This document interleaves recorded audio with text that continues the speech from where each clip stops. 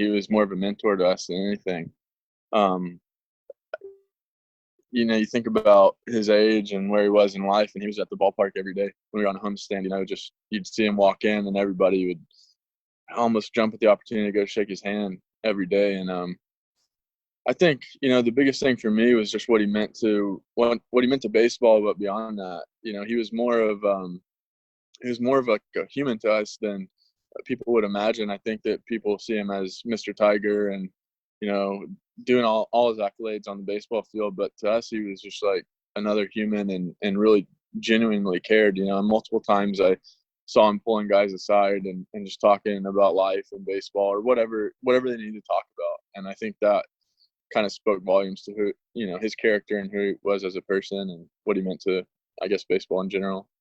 Brandon Inch told me earlier that he was a guy that you had to earn his respect.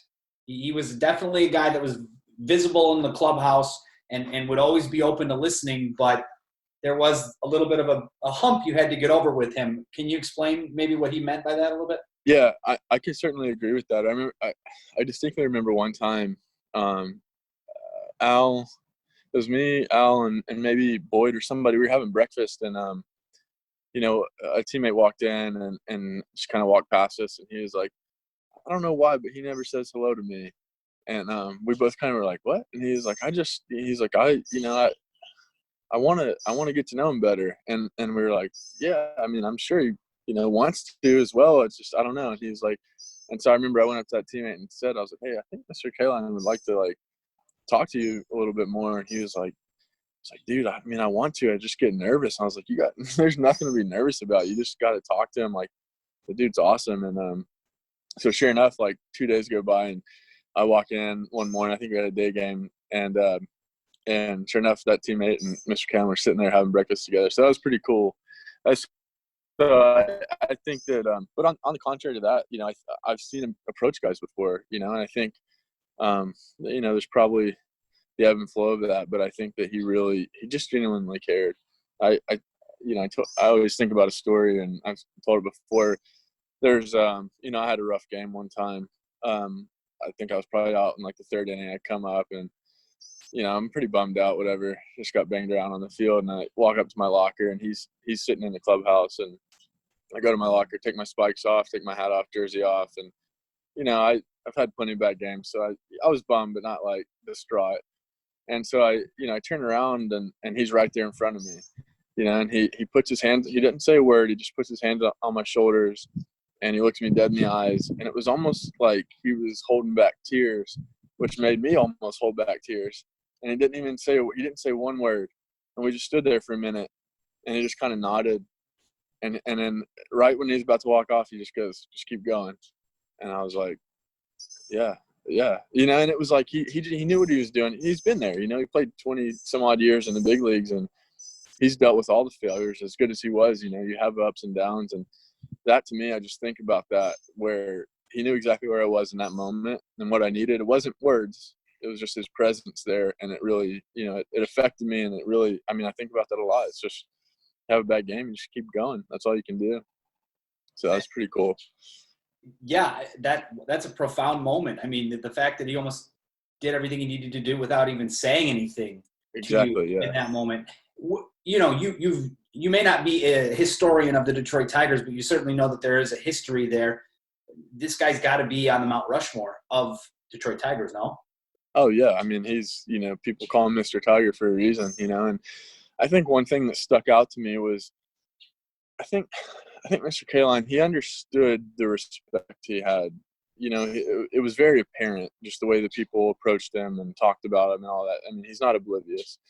But I don't think he wanted it so much, or he didn't want to be seen as unapproachable in a sense. And, like I said earlier, he garnered that respect, but he never assumed it. He always just kind of was there. And when it came, he dealt with it, perfectly. But he just, I don't know, he was Mr. Tiger. And you walk through our clubhouse, as you have many times, and you see his picture posted everywhere and his cards and all that stuff. And, we have a field down here named after him, Kaline Field, and it's very,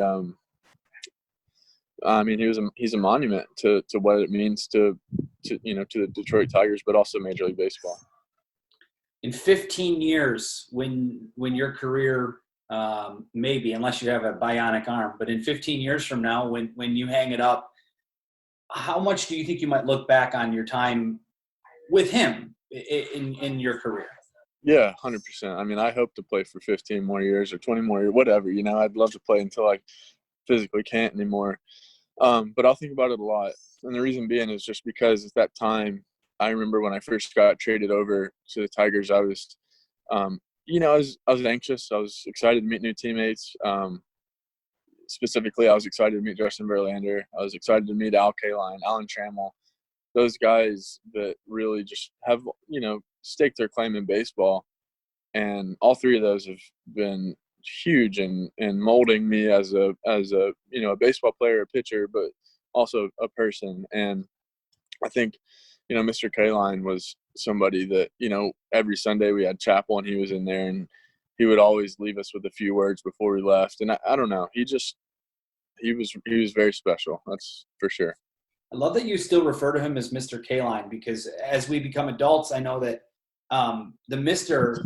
kind of drops off to people that we maybe see as equals, and you still refer to him as Mr. Kaline. I think that's obviously very cool of you to do, but I mean, he obviously means that much to you that you still refer to him as that instead of saying, "Hey, Al."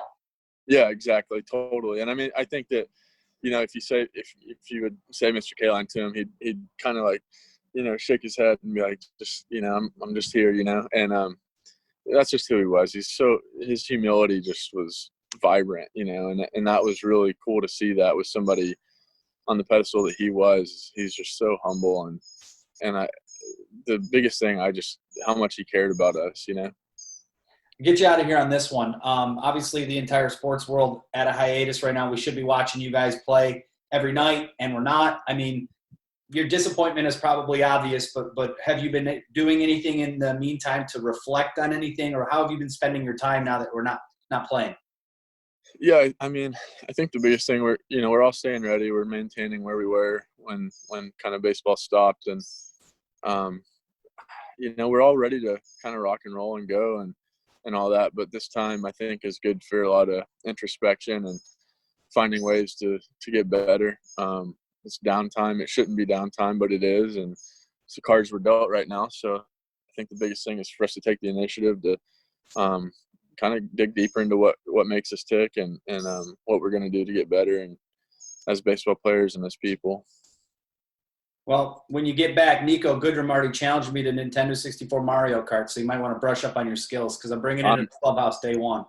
I'm terrible at video games, so yeah, I'll not. All right, I got you beat. Yeah, you got me beat, I promise. All right, Daniel, thank you so much. Enjoy your time down there in Florida, and hopefully we'll be seeing you sooner than later. Yeah, sounds good. See ya.